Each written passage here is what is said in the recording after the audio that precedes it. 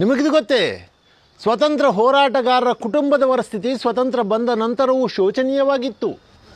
ಬ್ರಾಹ್ಮಣ ವಂಶದಲ್ಲಿ ಹುಟ್ಟಿದಂಥ ಚಂದ್ರಶೇಖರ್ ಆಜಾದ್ ಬಾಲ್ಯದಲ್ಲಿಯೇ ತಾಯಿ ಜಾಗೃಣಿ ದೇವಿಯಿಂದ ದೇಶಭಕ್ತಿ ಪಾಠಗಳನ್ನು ಕಲಿತು ಕಾಶಿಯಲ್ಲಿ ವಿದ್ಯಾಭ್ಯಾಸ ಮಾಡುತ್ತಾ ಕ್ರಾಂತಿಕಾರಿ ವಿಚಾರಗಳನ್ನು ಅಳವಡಿಸಿಕೊಂಡು ಸ್ವಾತಂತ್ರ್ಯ ಹೋರಾಟದಲ್ಲಿ ಧುಮುಕಿ ಬ್ರಿಟಿಷರ ಪಾಲಿಗೆ ಸಿಂಹ ಸ್ವಪ್ನವಾಗಿದ್ದ.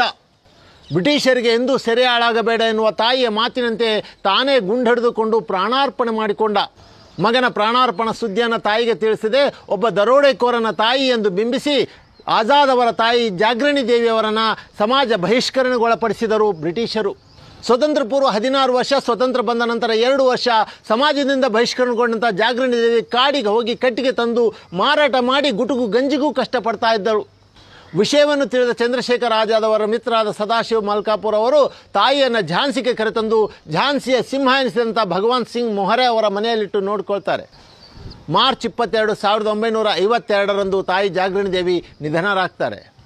ಸಹನೆ ಮತ್ತು ತ್ಯಾಗಕ್ಕೆ ಪ್ರತೀಕಳಾದಂಥ ತಾಯಿ ಜಾಗೃಣಿ ದೇವಿಯವರ ಮೂರ್ತಿಯನ್ನು ಝಾನ್ಸಿಯಲ್ಲಿ ಪ್ರತಿಷ್ಠಾಪನೆ ಮಾಡಲು ಹೊರಟಾಗ ಕೇಂದ್ರ ಮತ್ತು ರಾಜ್ಯ ಸರ್ಕಾರಗಳು ನಿರ್ಬಂಧ ಹೇರ್ತವೆ.